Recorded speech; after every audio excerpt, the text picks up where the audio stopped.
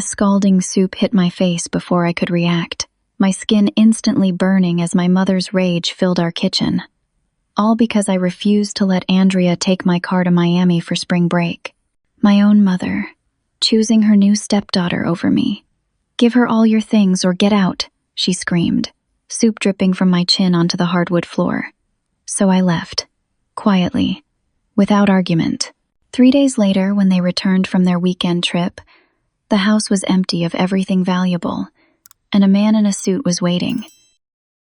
Life changed forever when my father died 3 years ago. A sudden heart attack took him from us without warning, leaving my mother emotionally shattered. Dad had been her rock for 29 years, and watching her grief consume her broke my heart. For months, she barely functioned, and I spent weekends driving from my apartment to our family home, making sure she ate and helping her manage daily tasks. Then Harold entered the picture. Tall, confident, and wealthy, he swept into Mom's grief-clouded world with expensive dinners and promises of security.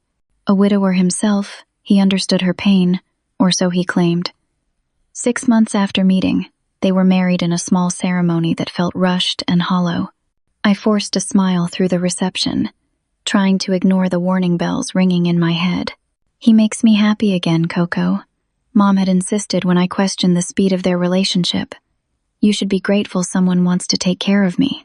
Harold brought with him a 19-year-old daughter, Andrea, who attended an exclusive private college paid for by her father's seemingly endless funds.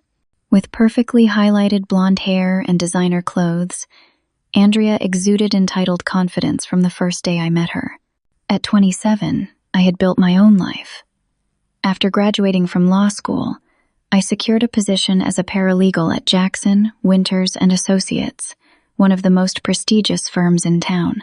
The partners appreciated my attention to detail and work ethic, gradually assigning me more complex cases.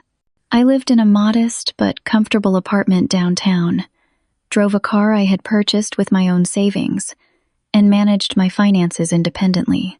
Though I maintained my own residence, I visited the family home regularly, especially for Sunday dinners that Mom insisted were essential for building our blended family. These meals grew increasingly uncomfortable as weeks passed. The first signs of trouble appeared gradually.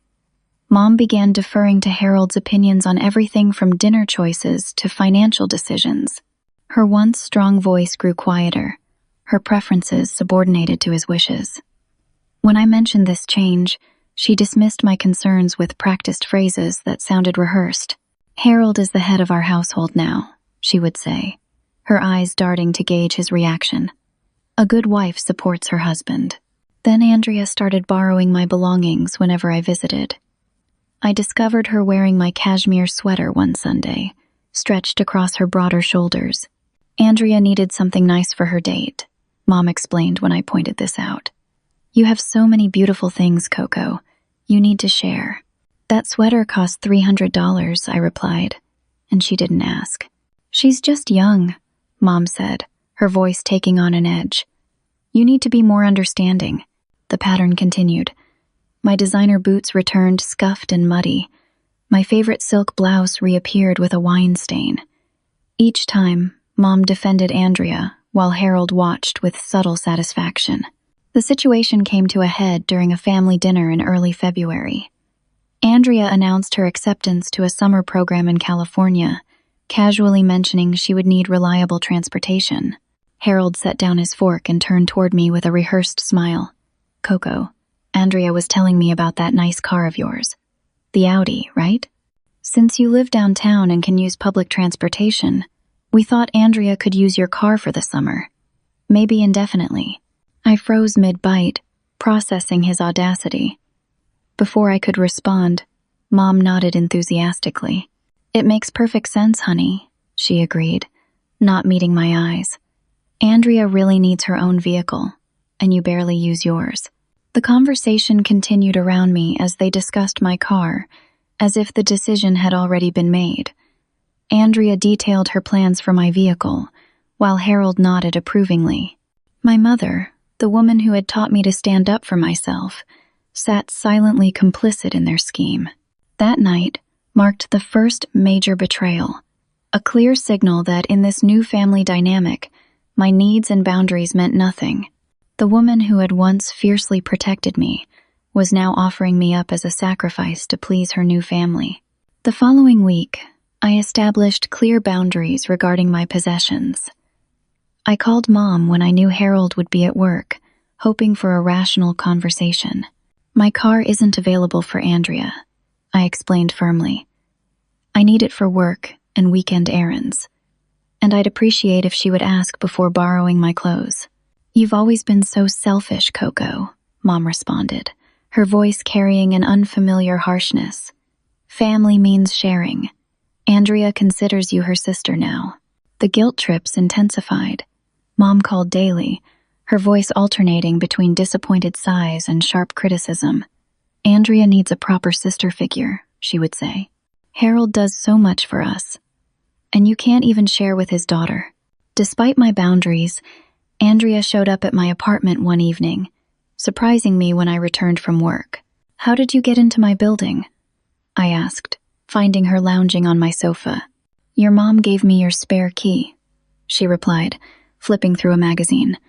"I need to borrow that black dress for my date tonight, the one with the slit up the side." I stood in my doorway, stunned by the invasion. "That's a cocktail dress from Neiman Marcus. It cost $600. Andrea shrugged. "So? You never wear it. Mom said you wouldn't mind." "My mother doesn't speak for me," I insisted, taking the dress from her hands. "And I need advance notice before you visit my apartment." Her perfect features twisted into a scowl. "Whatever. Mom and Dad said you'd be difficult." The situation worsened when my credit card company called about suspicious activity. $400 at a restaurant I'd never visited, $300 at a boutique across town. The dates coincided with weekends I'd visited my mother, leaving my purse unattended. When confronted, Mom defended the indefensible. "Andrea just forgot to ask," she explained, as if stealing was a simple misunderstanding. "She was going to pay you back." "That's credit card fraud," I countered, my legal training kicking in. "She could face charges." Mom gasped. "You would do that to your sister? After everything Harold has done for this family?" "What exactly has Harold done for me?" I asked, genuinely curious. The question hung unanswered as Harold entered the room, sensing conflict. He launched into a condescending lecture about pooling family resources and supporting Andrea's social development. The implication was clear. My resources were family property, but their wealth remained strictly theirs. Over the next month, Mom transformed from my advocate into my critic. Every conversation included comparisons to sweet Andrea and her many virtues, contrasted with my apparent selfishness. The final straw came when I visited on a Tuesday evening and spotted my grandmother's vintage Cartier watch on Andrea's wrist. The delicate gold timepiece had been my graduation gift from my father, one of the few heirlooms he'd specifically designated for me. "Where did you get that?" I demanded, my voice shaking. Andrea glanced at the watch with casual indifference. "Mom gave it to me, said it would look better with my coloring." I found my mother in the kitchen, calmly arranging flowers as if she hadn't betrayed me on the deepest level. "You gave grandmother's watch to Andrea? Dad specifically left that to me." "You never wear it," she replied without looking up. "It was just sitting in your jewelry box. Andrea appreciates nice things." "That wasn't yours to give," I said, fighting to control my voice. "I want it back. Now." "You're overreacting as usual," Mom sighed, finally meeting my gaze with irritation. "We're family now. What's yours is ours." That night, I discovered my apartment key missing from my bag.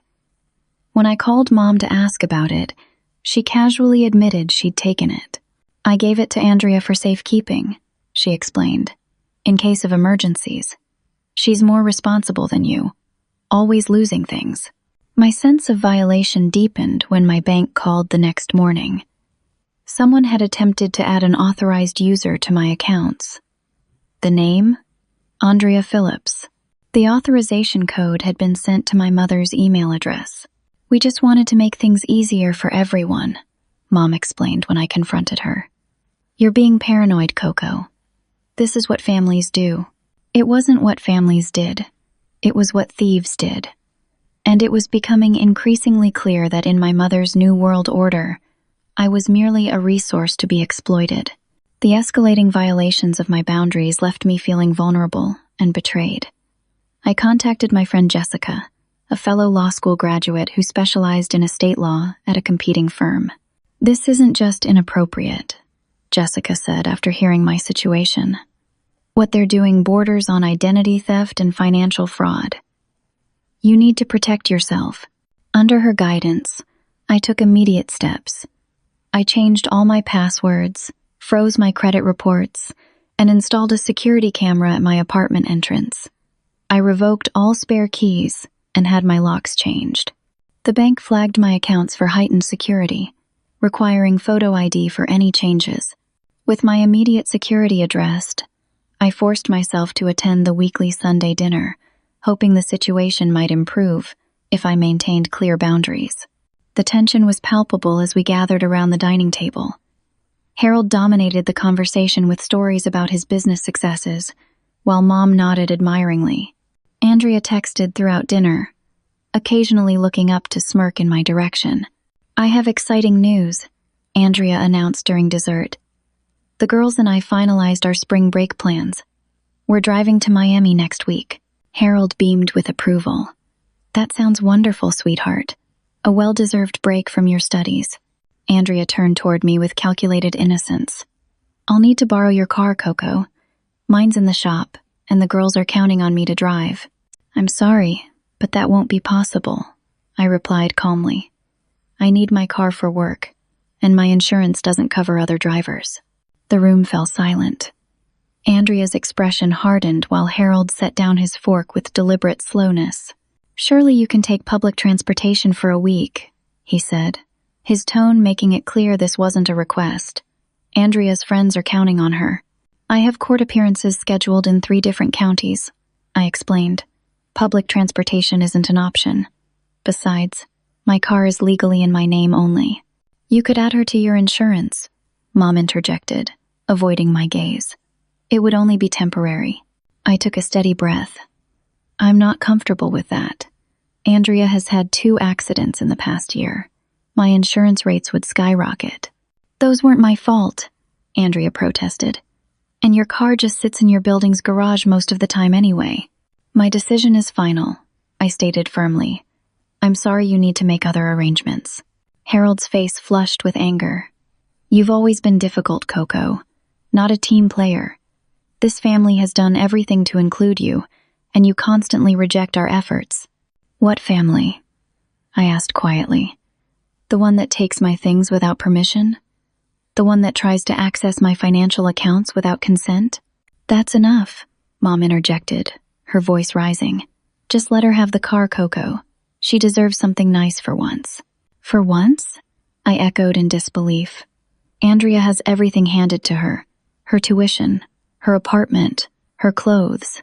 I worked for everything I have." "And you're so superior because of it?" Harold sneered. "Always looking down on Andrea because your father left you that trust fund." "My father left me nothing but this house, which Mom owns," I corrected him. "Everything else I earned through hard work and student loans." The argument escalated, voices rising as years of resentment bubbled to the surface. Mom repeatedly took Harold and Andrea's side, dismissing my legitimate concerns with practiced excuses. "You never used to be this selfish," Mom accused, her eyes flashing with unfamiliar hostility. "Your father would be ashamed of how you're treating your family." The mention of my father ignited something inside me. Dad taught me to respect myself and my boundaries. He would never expect me to give away my possessions to people who haven't earned them. Mom stood abruptly, her chair scraping against the hardwood floor. "You ungrateful, selfish girl. After everything we've done for you." "What exactly have you done for me lately, Mom?" I asked, my voice breaking. "Besides, give away my things and violate my privacy?"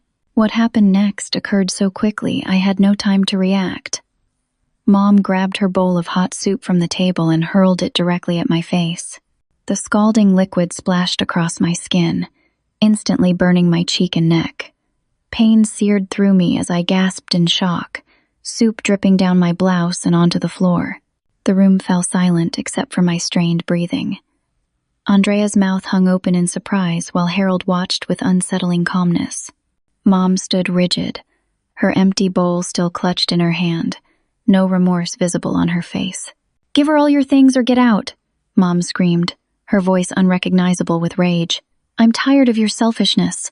Holding my burning cheek, I stared at the stranger my mother had become.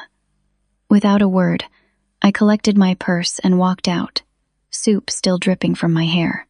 The physical pain was excruciating, but nothing compared to the knowledge that my own mother had physically attacked me to please her new family. In my apartment bathroom, I gently pressed cold compresses to my reddened skin, wincing at the contact. The first-degree burns weren't severe enough for medical attention, but they served as undeniable evidence of how far things had deteriorated. I photographed my injuries from multiple angles, documenting the angry red marks across my cheek and neck. Then I sat on my bathroom floor and finally allowed myself to break down. Sobs racked my body as I mourned not just this single incident, but the complete loss of the mother I had known. The woman who had bandaged my childhood scrapes had deliberately caused me physical harm. The mother who taught me to stand tall had systematically undermined my independence. Something fundamental had broken between us, something I wasn't sure could ever be repaired. After a restless night, I arrived at work with concealer covering the worst of the burns. My distraction must have been obvious, because Sharon, the senior paralegal who had mentored me since I joined the firm, pulled me aside mid-morning. "What's going on, Coco?" she asked, closing her office door. "You've read the same page 3 times. The simple kindness in her voice cracked my composure. Hesitantly at first, then in a rush, I explained the entire situation from Harold and Andrea's arrival in our lives to the soup incident. Sharon listened without interruption, her expression growing increasingly concerned. "Show me your face," she said when I finished. I removed the concealer, revealing the reddened skin beneath. Sharon took photographs with her phone, her movements precise and professional. "This isn't just family drama," she stated firmly. "This is assault, elder manipulation, and possibly fraud. Does your mother still own your family home outright?" The question caught me off guard. "Yes, Dad left it to her in his will. It's completely paid off." Sharon nodded thoughtfully. "And these financial attempts, adding Andrea to your accounts, have there been other financial irregularities?" "I'm not sure," I admitted. Mom stopped discussing finances with me after Harold came into the picture. "With your permission, I'd like to bring this situation to Thomas." Thomas Winters was one of the named partners, specializing in family law and estate protection. "This pattern sounds familiar, and I'm concerned your mother may be being manipulated financially." With my agreement, Sharon arranged a discreet lunch meeting with Thomas the following day. The distinguished attorney listened intently as I recounted the events, occasionally making notes on his legal pad. "Your father's will?" he asked. "Do you have a copy?" I didn't, but the firm could obtain one from public records. Thomas made the request immediately, and by afternoon, the document was in our hands. "This is interesting," Thomas mused, reviewing the pages. "Your father was quite thorough. The house was left to your mother, but with specific provisions. Family heirlooms and certain valuables were explicitly designated for you, and the house itself cannot be sold without joint consent from both you and your mother." This revelation stunned me. I never knew that detail. Mom always said the house was entirely hers. "She may not have read the will carefully," Thomas suggested, "or someone deliberately misled her.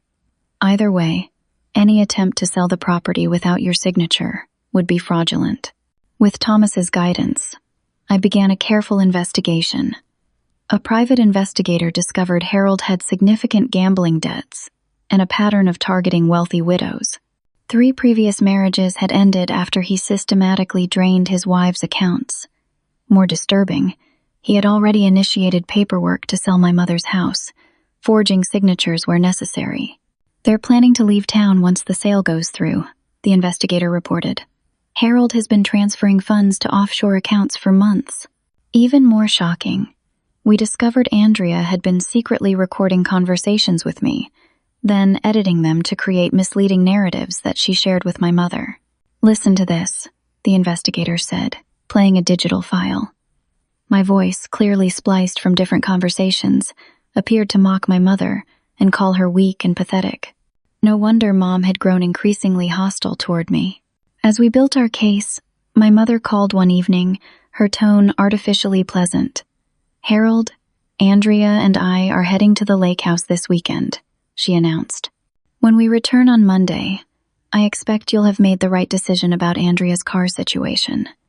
You can leave your keys on the kitchen counter." The audacity was breathtaking. I murmured noncommittally and ended the call, then immediately contacted Thomas with a plan. "They'll be gone for 3 days," I explained. "That gives us time to implement everything." Thomas nodded gravely. "Are you certain you want to proceed this way? It will permanently alter your relationship with your mother." "My mother altered our relationship when she chose Hurled over me," I replied, my resolve strengthening. When she threw hot soup in my face, "I'm just protecting what's legally mine." With my decision made, we spent the next 2 days preparing. I reviewed my father's will repeatedly, identifying every item specifically bequeathed to me. I arranged for specialized moving services and secure storage. Most importantly, I prepared myself emotionally for what would likely be a permanent break from the woman who raised me. The morning after they departed for the lake house, our plan went into action. While my mother and her new family enjoyed their weekend retreat, blissfully unaware, I reclaimed what was rightfully mine. Jessica offered her guest room without hesitation when I explained the situation. "Stay as long as you need," she insisted, helping me move essential items from my apartment. "They don't know where I live, so you'll be safe here." Safety had become a genuine concern. Hurled's background check revealed 2 restraining orders from previous relationships, information that chilled me to the core. The man living with my mother had a documented history of intimidation when his financial schemes were threatened. At Thomas's office, we coordinated our approach with military precision. The senior partner had taken a personal interest in my case, recognizing the classic patterns of elder financial abuse. My mother, still emotionally vulnerable from my father's death, had been a perfect target for Hurled's practiced manipulation. "Your father's will is remarkably specific," Thomas noted as we reviewed the document again. "The family home remains in your mother's name, but with joint sale approval required from you. All family heirlooms, including your grandmother's jewelry, your father's art collection, and the antique furniture from your grandparents' estate, were specifically designated for you with only lifetime usage rights for your mother." I traced my finger along my father's signature, finding comfort in the familiar loops and curves. Dad was always careful about protecting our family treasures. He knew they mattered to me. He also included a good behavior clause, Thomas pointed out, indicating a paragraph I hadn't noticed before. "Your mother's full rights to the property were contingent upon maintaining the family home as a welcoming place for you. Any actions that effectively evicted or excluded you could trigger a review of the arrangement." The private investigator Thomas had hired produced daily reports that painted an increasingly disturbing picture. Hurled had methodically isolated my mother from her previous social circle, gradually assuming control of her financial accounts. Bank records showed hundreds of thousands of dollars transferred from her retirement savings to accounts only Hurled could access. "They're planning something big," the investigator reported during our Thursday meeting. "Hurled liquidated several of your mother's investments yesterday. They've booked one-way tickets to Bermuda for next month, where coincidentally, he's recently established a corporate entity." More disturbing were the recordings recovered from Andrea's phone. The teenager had systematically gathered manipulated evidence, creating a false narrative of abuse and neglect against me. In one particularly chilling recording, she and Hurled laughed about the old lady's gullibility and discussed plans to dump her once the house sells. "Your mother is being victimized," Thomas stated bluntly. She just doesn't realize it yet. The most shocking discovery came when the investigator found documentation of Harold's attempt to sell the family home. The paperwork included my forged signature on multiple documents, a felony offense that solidified our legal position.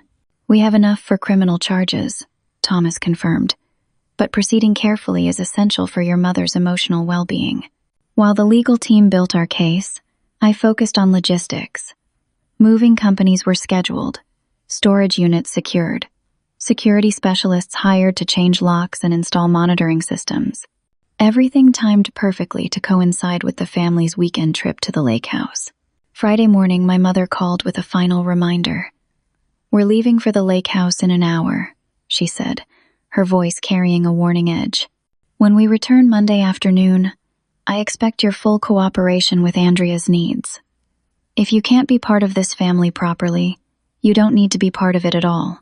"I understand perfectly," I replied, my calm voice betraying none of my inner turmoil. "Enjoy your weekend." As their car pulled away from the house, our carefully orchestrated plan began. Moving trucks arrived at precise intervals.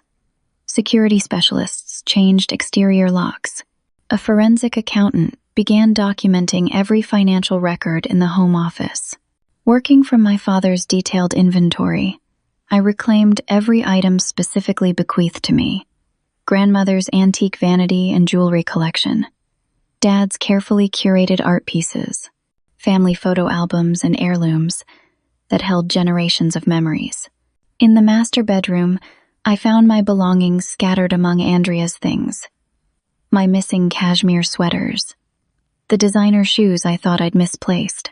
Even personal journals from my childhood had been pilfered from my old room. Most disturbing was the discovery of my missing credit cards hidden in Andrea's dresser drawer, alongside a notebook containing my personal information, account numbers, and passwords she had systematically collected. As the house gradually emptied of valuable items, I felt no triumph, only profound sadness. Every piece carefully loaded into moving trucks represented another fragment of my shattered relationship with my mother. By Sunday evening, all legally designated items had been removed and secured, leaving the house noticeably emptier, but still functional. The final step involved Thomas's personal participation. The distinguished attorney arrived Sunday afternoon to review our documentation and prepare for the confrontation to come. "Are you absolutely certain about this approach?" he asked one final time. "There are less dramatic options available." I thought about the scalding soup hitting my face, the systematic theft of my possessions, the complete betrayal of trust from the woman who should have protected me above all others. "I'm certain," I confirmed. "Sometimes a dramatic wake-up call is the only effective option. Mom needs to see who she's really aligned herself with." Thomas nodded gravely and made a final call to his office.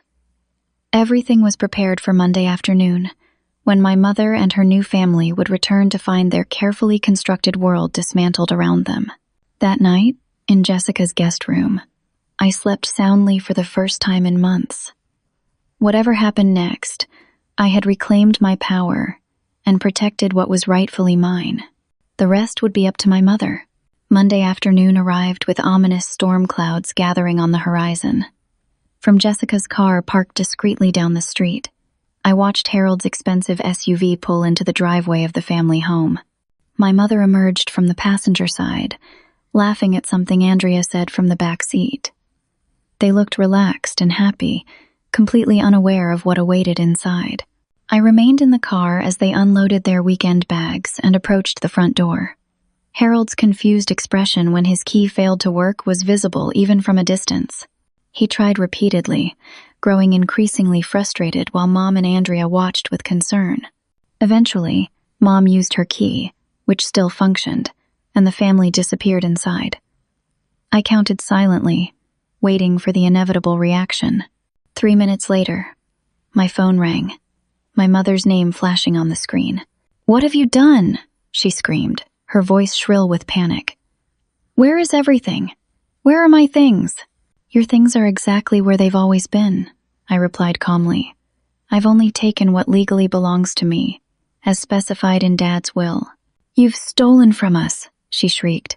"Harold is calling the police right now." "That would be unwise," I said. "But feel free to direct all legal inquiries to the representative waiting in the living room." "What representative?" "There's just some man in a suit sitting in our living room refusing to leave. Harold is handling it." "I suggest you join that conversation, Mom. It's important." I ended the call and texted Thomas to confirm the family had arrived.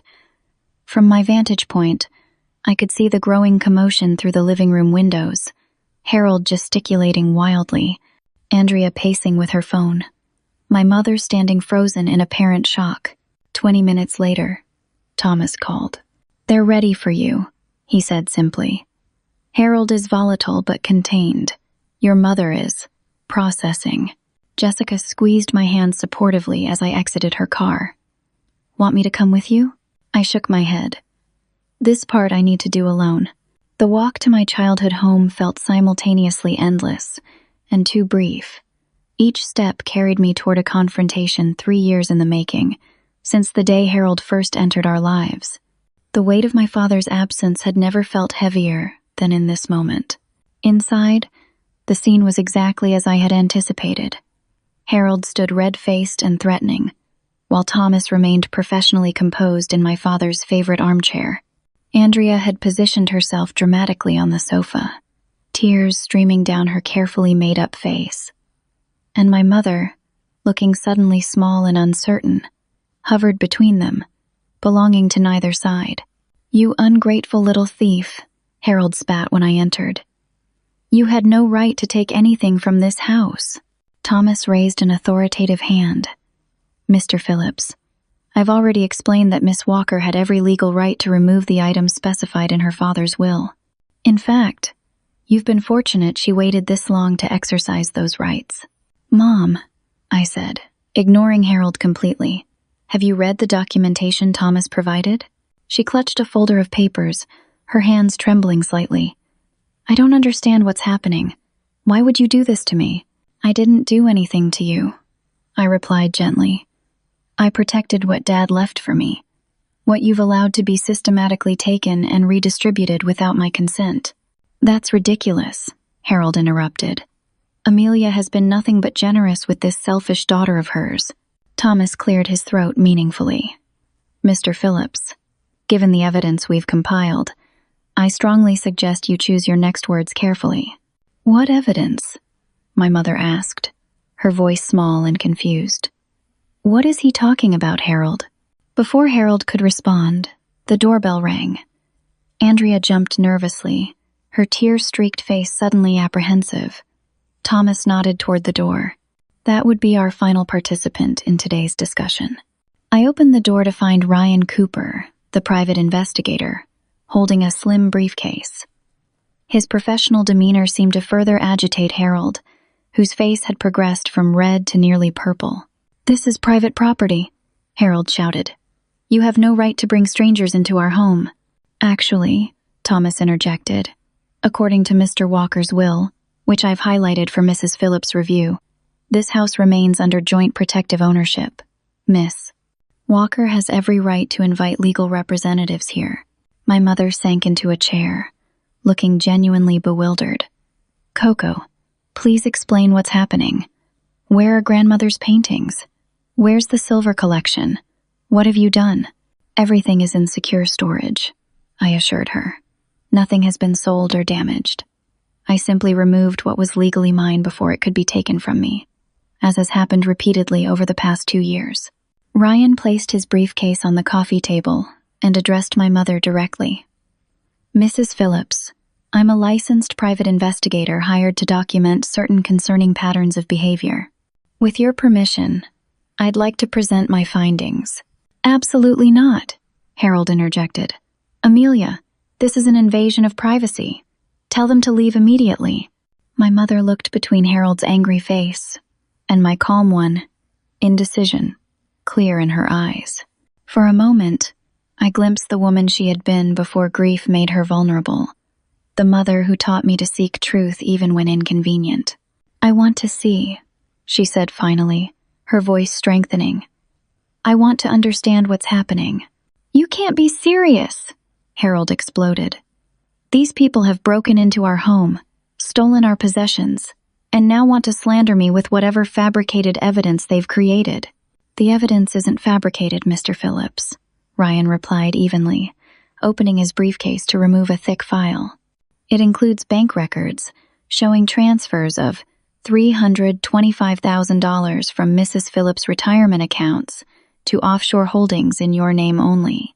It includes loan applications submitted with forged signatures. It includes recorded conversations between you and Andrea discussing your plans to, quote, dump the old lady once the house sells, end quote. The color drained from Harold's face while Andrea suddenly became intensely interested in her manicure. That's not. We never. Harold sputtered. Amelia, they're manipulating you. This is all Coco's jealousy. She's always resented our happiness. My mother, expression stricken, reached for the file.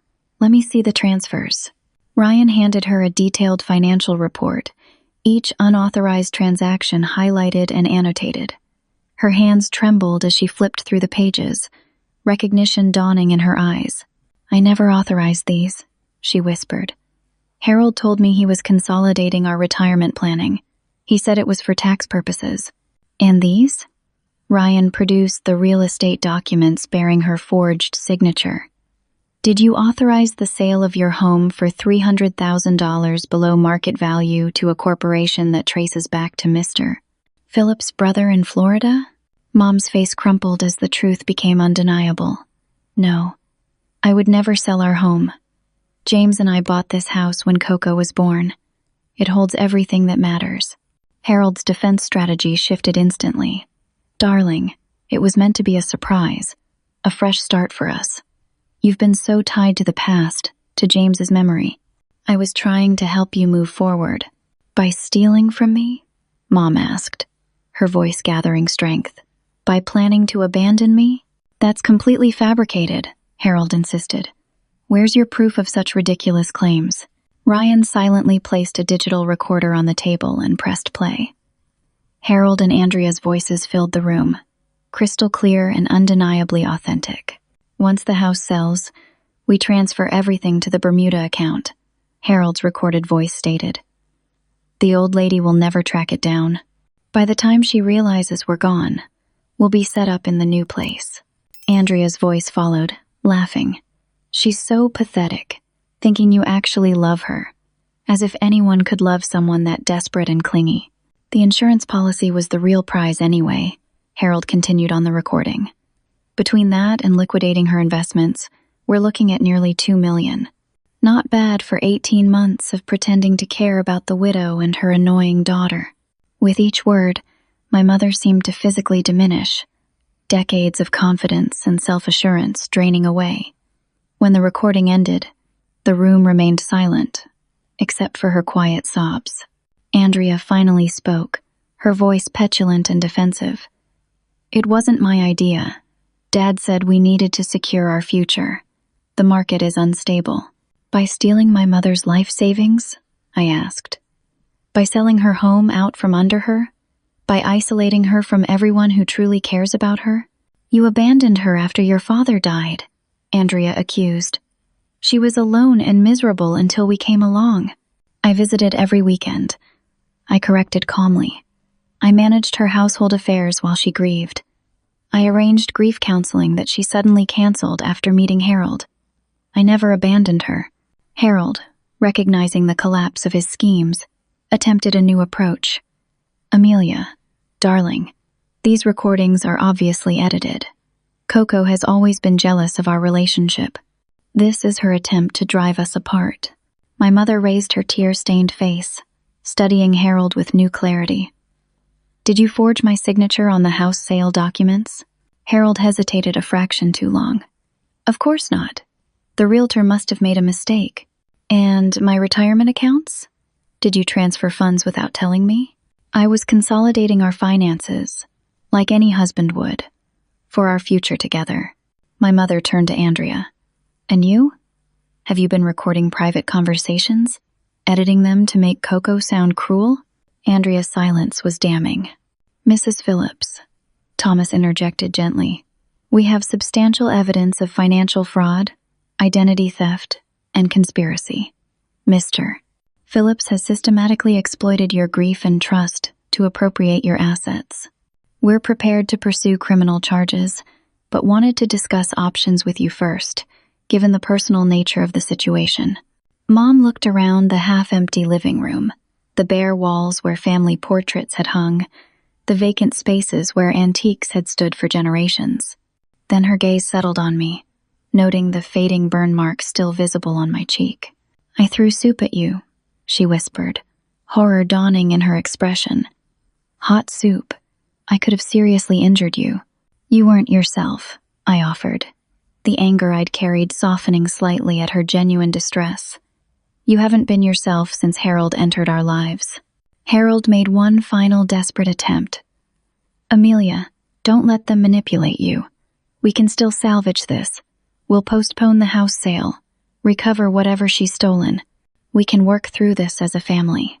My mother rose slowly, seeming to gather strength with each passing moment. "You are not my family," she said, her voice quiet but firm. "You never were. You saw a grieving widow with assets and targeted me. How many others have there been before me?" Harold's silence confirmed her suspicions. "I want you out of my house," she continued. "Both of you. Take your personal belongings and leave. Anything purchased with my funds stays here." Andrea's face contorted with rage. "You can't do this. We're family. You chose us over her." She pointed accusingly at me. "You said she was selfish and ungrateful. You gave me her things because you loved me more." "I was wrong," Mom replied simply. "Blinded by grief and manipulation. That ends today." Harold's desperation turned to threatening anger. "You'll regret this, Amelia. No one discards me without consequences." Thomas stood immediately. "That sounds remarkably like a threat, Mr. Phillips. Would you care to clarify for the record?" Realizing his precarious legal position, Harold backed down. "This isn't over," he muttered, grabbing his jacket. "Andrea, get your things. We're leaving." As they stormed upstairs to collect their belongings, my mother turned to me, years of regret evident in her eyes. "What have I done?" she whispered. "What have I become?" The days following Harold and Andrea's dramatic departure were filled with painful revelations.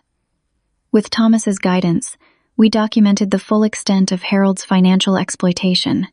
Nearly $400,000 had been siphoned from my mother's accounts, her investment portfolio systematically liquidated to fund Harold's offshore holdings.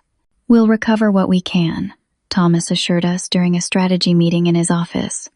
"The paper trail is clear, and with the recorded evidence of intent to defraud, we have a strong criminal case." Mom sat quietly during these discussions, sometimes staring blankly as though still processing the magnitude of the betrayal. Other times, tears would silently stream down her face as another deception came to light. "I don't understand how I didn't see it," she confessed one evening as we sorted through financial documents in the kitchen. "I was so careful after your father died. How did I become so blind?" "Grief makes us vulnerable," I replied gently. Harold was experienced at exploiting that vulnerability. The private investigator uncovered 2 previous marriages with identical patterns. Widows with assets, whirlwind romances, systematic financial drain, then abandonment once resources were depleted. Harold had refined his approach with each victim, becoming more sophisticated in his methods. "You're fortunate your daughter intervened when she did," Ryan explained to Mom. "His previous victims lost everything. At least we've interrupted the process before the house sale completed." While the legal team built their case against Harold, I focused on helping Mom rebuild. The house felt empty with the removed heirlooms and antiques, a physical representation of the void Harold had created between us. "I'd like to bring everything back," I offered one morning, "if you'd like that." Mom looked around the half-empty living room, then shook her head. "Not yet. I need to earn that trust again, to prove I can protect what matters." Her insight surprised me, revealing glimpses of her former strength emerging from the fog of manipulation. With Thomas's recommendation, she began seeing Dr. Lauren Matthews, a therapist specializing in recovery from emotional and financial abuse. Harold's techniques were textbook, Dr. Matthews explained during a joint session. Isolation from support networks, creating dependency, driving wedges between family members. Your mother was systematically conditioned to distrust her own judgment and rely on his guidance.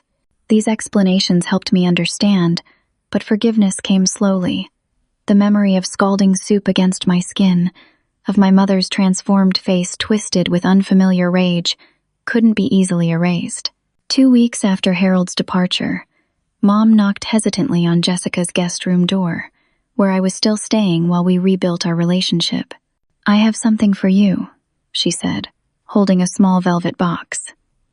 Inside rested grandmother's watch, the delicate gold timepiece that had been given to Andrea against my wishes. "I found it in her dresser drawer," Mom explained. "She left it behind in their hurry to leave." I slipped the watch onto my wrist, feeling its familiar weight. "Thank you." "I'm sorry," Mom said, the simple words carrying the weight of countless betrayals. "I failed you as a mother. I chose a stranger over my own daughter. I can never adequately express my regret." For the first time, her apology felt completely genuine, without qualifications or excuses. "I know, Mom, and we have a long road ahead to rebuild what was broken, but I'm willing to try if you are." We established clear boundaries and expectations. Mom granted me legal co-security over all her remaining financial accounts. She agreed to continue therapy, both individually and together with me. Most importantly, she acknowledged the harm caused and took full responsibility without deflection. "I threw soup at you," she stated during a particularly difficult therapy session, forcing herself to confront her actions. "I physically attacked my own daughter. Nothing can justify that. Nothing." "Why did you do it?" Dr. Matthews asked gently. Mom's answer revealed the depth of Harold's manipulation. "Because he convinced me that Coco was the selfish one, that she had everything while poor Andrea struggled, that she didn't appreciate family the way Andrea did. He repeated it so often. I began to see every interaction through that distorted lens." My legal team successfully froze Harold's accessible accounts, though much of the money had already disappeared into complex offshore structures. Criminal charges were filed for fraud, identity theft, and elder financial abuse. The district attorney, recognizing the pattern of targeting vulnerable widows, pursued the case aggressively. "He won't serve as much time as he deserves," Thomas acknowledged when the plea deal was finalized. "But he will serve time. His assets will be liquidated for restitution. And most importantly, his methods will be documented in public record, making it harder for him to target others." 6 months after the confrontation, Mom suggested it was time to bring the family heirlooms home. Together we unpacked each piece, restoring them to their proper places. Grandmother's vanity returned to the upstairs hallway. Dad's art collection once again adorned the living room walls. Family photographs reclaimed their positions on the mantel. "It feels like home again," Mom observed as we hung the last portrait. "Not just the things, but the feeling, the safety." For me, the most profound change was witnessing my mother's transformation. Through therapy and painful self-examination, she gradually reclaimed her independence. She rejoined her book club and reconnected with friends Harold had subtly pushed away. She resumed volunteer work at the community center, rediscovering purpose beyond her role as Harold's wife. "I lost myself after your father died," she reflected during a Sunday brunch, exactly 1 year after the confrontation. "I was so afraid of being alone that I accepted companionship on any terms, even when those terms required betraying everything I believed in." My own professional life flourished during this period of reconciliation. The partners at Jackson, Winters, and Associates, impressed by my handling of the complex family situation, offered me expanded responsibilities. Thomas Winters personally invited me to assist with his elder protection cases, recognizing my firsthand understanding of the manipulation tactics involved. "You have a unique perspective," he noted. "Your experience could help protect others from similar situations." This suggestion sparked something unexpected. Working with Thomas, I developed a specialized legal aid program for elderly victims of financial exploitation, offering reduced rate services to those who might otherwise lack representation. The James Walker Elder Protection Initiative, Mom suggested when I shared the concept. Your father would be proud to have his name associated with protecting others. The program launched with a modest caseload that quickly expanded as word spread. Local senior centers requested workshops on recognizing financial abuse tactics. Adult children sought guidance on protecting vulnerable parents. What began as a personal trauma transformed into a professional calling that helped dozens of families avoid our painful experience.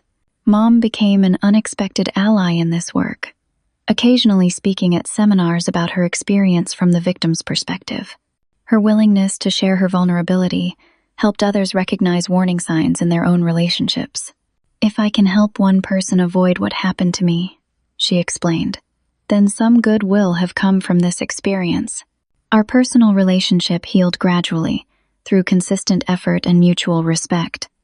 We established new traditions, including monthly dinner dates where phones were banned and conversation flowed freely. We traveled together to places Dad had always wanted to visit, honoring his memory by experiencing them for him. Most importantly, we rebuilt trust through reliability and transparency. Mom respected my boundaries without question. I acknowledged her growth without holding past mistakes over her. We created a relationship based not on obligation, but on genuine appreciation for each other. 18 months after Harold's departure, we shared a quiet dinner at the family home, now fully restored to its former warmth. The painful chapter had closed, making way for a new beginning built on hard-won wisdom. I've been thinking about something Dr. Matthews said. Mom mused as we enjoyed coffee on the porch swing, about how healthy relationships enhance your life rather than consuming it. For so long, I defined myself through others. First as James's wife, then as your mother, then as Harold's wife. I never fully developed myself as just Amelia. And now? I asked. She smiled, confidence radiating from her restored sense of self. Now I'm all of those things and more. I'm a volunteer coordinator, a support group leader, a friend, a traveler. I'm still your mother and still carry your father in my heart, but those roles don't define my entire existence. Her growth inspired my own self-reflection. The painful experience had forced me to clarify my values and strengthen my boundaries. I'd learned that standing firm against exploitation wasn't selfish, but necessary for genuine relationships to flourish. Do you think we would have reached this understanding without going through what we did? I wondered aloud. Mom considered this thoughtfully. I'd like to think we could have gotten here through a less painful path, but the reality is, sometimes we need our foundations shaken to rebuild something stronger. The evening sun cast long shadows across the yard as we sat together, two independent women who had weathered betrayal and emerged stronger. The house around us stood as testimony to resilience, filled once again with treasures that carried generations of family history. I've learned that family isn't about possession, Mom reflected. Not possessing things, and certainly not possessing people. Harold and Andrea saw relationships as transactions, ways to acquire what they wanted. True family is about mutual support that helps each person become their best self.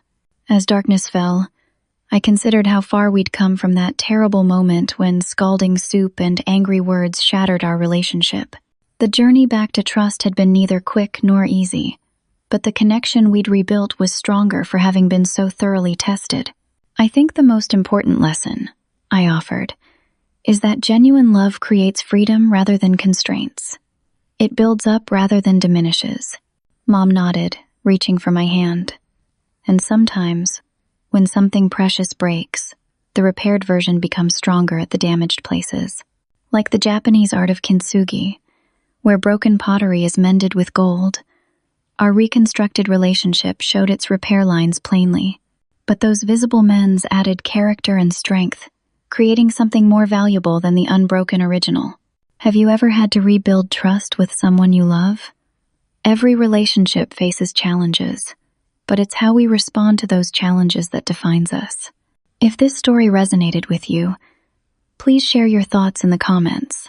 And if you found value in this journey of healing and boundaries, please like this video and subscribe to our channel for more stories of resilience and growth.